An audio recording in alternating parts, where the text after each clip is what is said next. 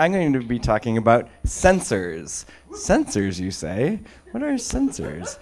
Sensors are the things that are in your cell phone. They do all sorts of things. They know where you are. They can hear sounds. This guy right here, this is a $4,000 pollution detector. It detects particulate matter in the air. Not a tool that you're probably going to run down and get right away, but the AP, working with this woman, Sarah Williams, who was at Columbia and now is at the MIT Civic Design Lab, smuggled these into China during the Beijing Olympics as photographic equipment. This is somebody taking an air pollution reading in China during the Olympics, right? This is a circle representing the Olympic green mid-afternoon average in micrograms. This little yellow circle is New York City, all right?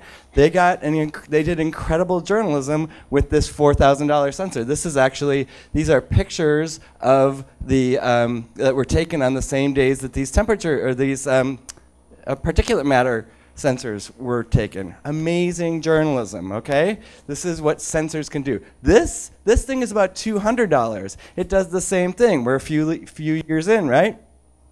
We're using these at Columbia University again with WNYC, strapping them to a biker and running them around Manhattan to find out where the most polluted parts are when you're riding. This is the intake spout on his backpack. Goes into his backpack, it's sitting there, it's running around. Then we also have a cell phone on him, and he's got like a running app going, which is taking the GPS of everywhere he is. So we can marry the GPS data for where he is with the pollution data, and we're just going to see where it is. Derek, don't steal my story. Okay. So that's pretty cool. For $200, we can run a couple of these around. This is an Arduino. This thing is the size of your hand. It costs $40, okay? It's a hobby computer you can buy at Radio Shack. This is a $12 tilt sensor. It knows which way in 3 axes this thing is sitting. Put them together, and our friend Matt Waite at the University of Nebraska put them together, put a battery on it and a chip, threw it in his luggage, right? This is to see how they're handling it. This is the baggage handlers looking at the device. This is the bag being thrown on the plane. This is the plane taxiing and taking off. All right? So he can now know what happened to his luggage. What if we all did this? What if we all could take, I mean, $40, $50, that's not so bad. We could all throw things in our sensors. Don't do it. The TSA really is not really into that, so I wouldn't advise it. What if we could put it all over the city or in a neighborhood? What could we do? That's getting pretty cool that we could maybe detect something. Well, we're doing this. We are actually, in the last few weeks, let me introduce you to the cicadas. The 17-year cicadas, Brood 2, are coming up and down the eastern seaboard, from Connecticut to Georgia. And they're absolutely going to come. We know they come. And we can tell the day they're going to come if we measure the soil temperature 8 inches down. It turns out that they come out when the soil temperature 8 inches down is 64 degrees. So we thought, hey, this would be fun. Let's put sensors all over the eastern seaboard and see what will happen if we can get some readings.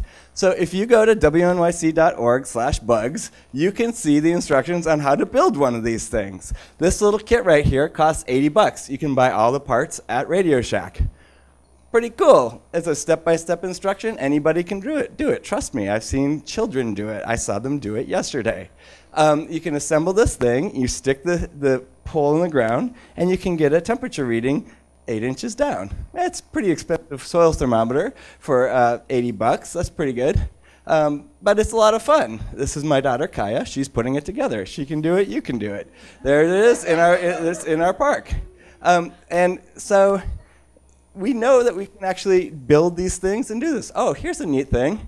Some folks in Manhattan, at HACC Manhattan, this guy, Guan Yang, actually built a $16 version of this. This is $16. He programmed the chip and he used this design, and then he sent his design on a website, and in China, they made 50 of them for $60. That's less than $1 a piece for this thing, okay? Right? So we've come down a lot from $4,000. These are now, all sorts of sensors are up and down the eastern seaboard right now, taking readings, predicting something that is not going to be breaking news, right? I mean, this is not, 17-year cicadas, we know they're coming. But The hardware is there. It can detect all sorts of things, from radiation to sound to pollution. The price, 88 cents, that's pretty good. And crowds, we can absolutely, as journalists at our publications, we can get them together. We need the stories. What can we detect? That's where you come in. You got to figure it out. Let's do it.